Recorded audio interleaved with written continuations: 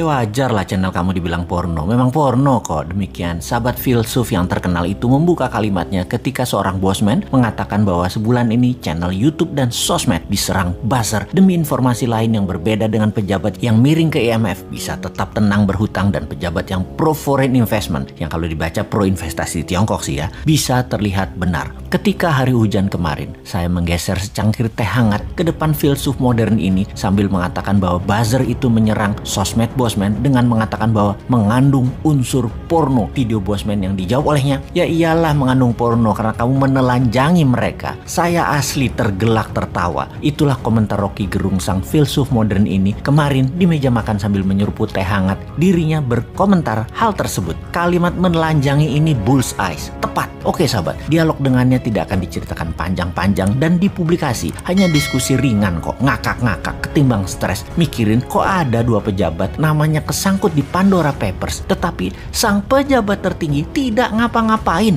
Mereka dan masyarakat dong lebih hebat lagi, yaitu bahwa itu dianggap hal biasa saja di zaman pejabatnya yang paling populer sedunia saat ini. Itu biasa saja, walaupun artinya nama yang ada di Pandora Papers itu, kalau mereka berdua pejabat di Tiongkok sudah masuk kategori korupsi yang bakal di titik-titik. Kalian tulis sendiri titik-titik itu apa. Tapi itu kan di negara yang berdaulat yang anti korupsi. Ya lain ladang lain belalang lah. Ladang negara tetangga kan lain dengan Tiongkok. Tiongkok itu sentral, pusatnya. Negara tetangga itu adalah provinsinya Tiongkok. Mempermudah kebijakan sentral itu kewajiban. Dan yang di Pandora Papers itu fee atau bonus. Ya nggak apa-apa juga. Jadi semuanya jalan seperti biasa. Mumpung masyarakatnya sudah dibuat apatis tingkat dewa. Kecuali yang oposisi. Kesenangan ada bahan maki-maki. Tapi nggak ada solusinya juga. Sungguh heran dengan didiamkannya pejabat yang namanya ada di dalam Pandora Papers. Padahal ini pembuktian kebenaran apakah data itu salah atau benar mudah diklarifikasi. Kalau benar, keduanya harus dipidanakan. Pandora Papers adalah skandal penghindaran pajak terbesar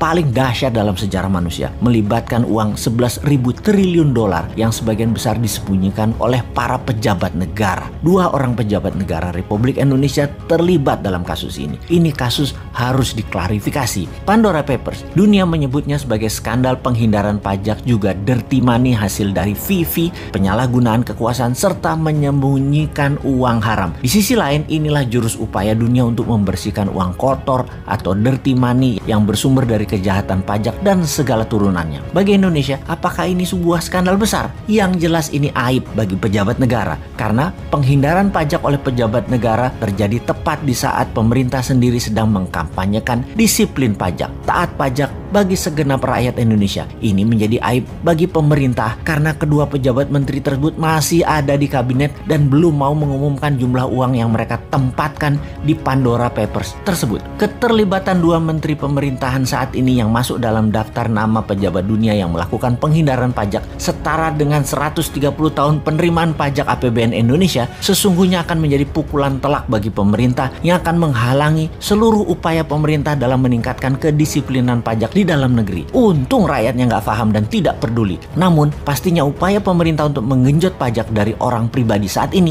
akan menjadi bahan cemoohan bagi pembayar pajak karena menterinya sendiri justru melakukan penghindaran pajak. Pejabatnya mencari surga pajak di luar negeri, sementara rakyat Indonesia sendiri dibenamkan dalam neraka pajak. Tapi ya sudahlah, walaupun kita ngomong panjang lebar, toh rakyat masih memuja pemimpin yang populer yang tetap melindungi orang-orang di sekitarnya walau jelas-jelas ada di Pandora Papers. Selamat, sekali lagi, selamat memanfaatkan kepercayaan masyarakat yang bodoh, tidak peduli, dan hanya bisa diam seperti saya.